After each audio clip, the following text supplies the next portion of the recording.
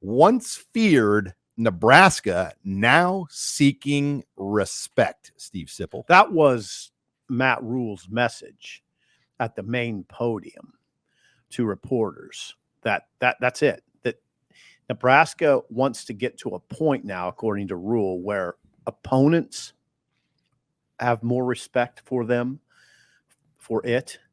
The players themselves respect playing for Nebraska more.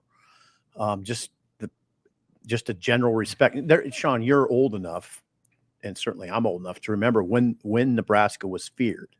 Now it's getting to be a long time ago. I would say they were last feared in 2001. I mean, I would say there were moments during the 09 and 10. I mean, they were a top 5 team in 2010. I'm not saying that. I mean, they were, but I don't think they were real feared. I mean, they were good, but they were in the top 5. I know, but they weren't feared. Not like they were under Osborne. No way. Like, I'm not giving where you'd say like they're like Alabama or Georgia coming into like Bo never had them like that. Well, just think about this: like when Nebraska plays Ohio State, and you go down that field for pregame warmups. That's it. And you would be down there, and you're just seeing grown men. That's it. And they're like, and I mean, and that's it. I mean, you look over at these guys, and you're like, God, Nebraska's got to play. Oh, there was some. Hey, we're gonna get this show. We got to get it upbeat here pretty quick. But there was some sobering reality to what we heard from Rhule and from the players. There was some pretty sobering reality. That itself, I love it. I love what Matt Rhule said. I think that's exactly right. You got to get respect. Nebraska's got to get back to being respected. What? Go ahead. Just think about the media when we're doing the interviews. How many big time people or other groups of media were around Rhule? Don't see the Penn State people had a few people there because Matt Rhule played at Penn State, but it wasn't like there was a huge collection of other teams' media. Nope. Their focus was Luke Fickell. Their focus was Jim Harbaugh. Their focus was Fleck. PJ Fleck, yeah. So as far as like coaches that you wanted to spend your time on, he was probably 4th down the line. Yeah, I agree. So, and not only that, then you heard Piper say Ethan Piper was there. In fact, Sean, Ethan Piper, the only offensive lineman there yesterday of all the teams that were there, the 7 teams. That's a good observation. Yeah, one offensive lineman. Ethan Piper was the only one. Now, Piper is Piper is great at the mic. He's very forthright. I can see why they bring him there. But he said, like that bit that he was saying about, I want to turn on the film and I want to see us playing hard every play. This kind of makes you cringe. Like, wait a second. That wasn't happening. That wasn't happening. I mean, this is a program that has a ways to go. And that's what I mean by some sobering reality. It's a program that has a way to go. You heard what you wrote for tomorrow. It'll be in the Saturday morning. It'll be on the website Saturday morning. What Reimer said. It was kind of rough, right? Tell people what Reimer said. Well, said just at the podium that they had to get everybody bought in, and a lot of guys did. And Rhule just said, some guys didn't. We're doing things my way because this is how we're a new staff, and we're going to do it that way. And if you don't like it, you can move on. And he goes, it was basically a weeding out process. And he didn't get into specifics, but we understand the attrition and some of the movement I look at Ernest Hausman. He didn't want to be a part of this, and he moved on, and he went to Michigan. You can't really fault what happened and how it played out for him. Really, no. Garrett Nelson, I look at it now, like, would he have been smarter to come back a year? He didn't get drafted. All right. I mean, now he's going to have to be an undrafted free agent to make hopefully a practice squad or a roster, but it's going to be tough. Yeah. But what would 1 year in a 3-3-5 would have done? I mean, I just think about some of those things. Sure. And some of those decisions players had to make.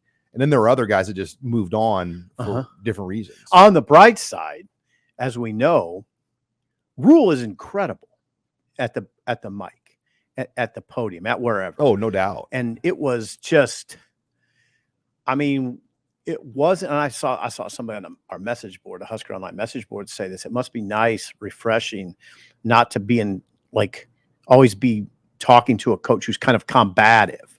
Scott Frost wasn't always combative. Bo Pelini wasn't always combative. Frost, as you remember, I walked away, Sean. I'll just tell you this: I walked away from last year's Big Ten Media Day saying Frost did a great job. Frost did a great job at the podium on that side session, which was it 45 minutes. He did a great job. Frost did last year, but Rhule takes it to another level, and we heard a lot of critical things. I mean, the way he talked about the run game, how you noted in Tunnel Talk that he doesn't want the quarterback to be a 3-yard, 4-yard run guy. He wants that to be explosive. He doesn't look, you know what? He says stuff that I just like, it just jives with the way I think a lot. He doesn't even count the quarterback run game as running as a rushing yard barometer. That's kind of an NFL mentality. It's kind of a simple mentality. When I say conventional run game, I'm not talking about the quarterback just getting loose on a broken play. That's not what I consider rushing yards. Well, in the college game, I don't know why they do this, but they count like sack, yardage lost. It's part of the run game, which never has made sense. Where in the NFL, it's completely different. I mean, what you really want to see is what are your tailback runs and your true run plays getting you. And then the answer, I get what you're saying. The answer that Rhule gave to the question of why do you like recruiting, he went on quite a role about that, and it was beautiful. He looks at recruiting as a form of competition, which it is, but you don't hear coaches put it that way very often. That this is just another way to compete, recruit. I hear a lot of coaches grouse about it privately. I don't get the sense that he wants anybody grousing about it publicly or privately. He loves the evaluation process. He said he loves seeing evaluating a 14, 15-year-old and projecting what he's going to look like when he's 22. He doesn't care, he said, what others are doing. You've seen that, Sean, at these camps. He goes, if I can't coach 4'4" and 10'5" broad and 38-inch vertical guys that can play football, I shouldn't be the coach. He said, I can't coach. If I can't coach that, I can't coach. So he really lays it on the line. I mean, the thing about Rhule is he really lays it on the line. Like it's pretty hardcore sometimes in a good way, though. He would be, if you're not all in and you're not a worker, he'd be hard to deal with. Well, just think about June. I think about it. And I mean, we got a taste of June. We sure did. And we're right. You saw it. Sean, you saw it when you were in Belton and Houston. That was not easy. Those guys were coaching in Belton. Then they had to get to Houston. 2 sessions all day. And then they had to get to Houston and do a social. A social where, 50 coaches plus were on hand and go into the night with that and then do a camp the next day in Houston. I mean, those coaches, and I'm going to tell you something. Well, you heard, I mean, we were both talking to Rhule. He was tired. I mean, there's no doubt he was tired. And he joked yesterday, but it was kind of one of those things where he was joking, but there's probably an element of truth to it. He said, I about lost a couple coaches in June. I thought they're going to quit in June. It was one of those things that was like, okay, he's joking, but I wonder how much he's joking. Well, because his coaches in June have to be a part of everything. They have to be a part of the camps and all elements. Then they have to be a part of the official visit weekends and all elements, where that's not the model in June at a lot of other places. Right. A lot of places will sign GAs to a certain and then the position coaches kind of make a lap. Right. Right. And he said what he hopes is that parents see what his coaches are doing and what he's doing and say, look, if they're devoting this much energy to camps and to this evaluation process, think of the energy they'll devote to my son's mental health, physical health, development. And also another thing about Rhule, he's very consistent in his messages. And he has said, going back to when he was hired, what did he say about camps? Remember, he said those camps have to be well run, well structured. This is us putting our foot forward, and they have to be good.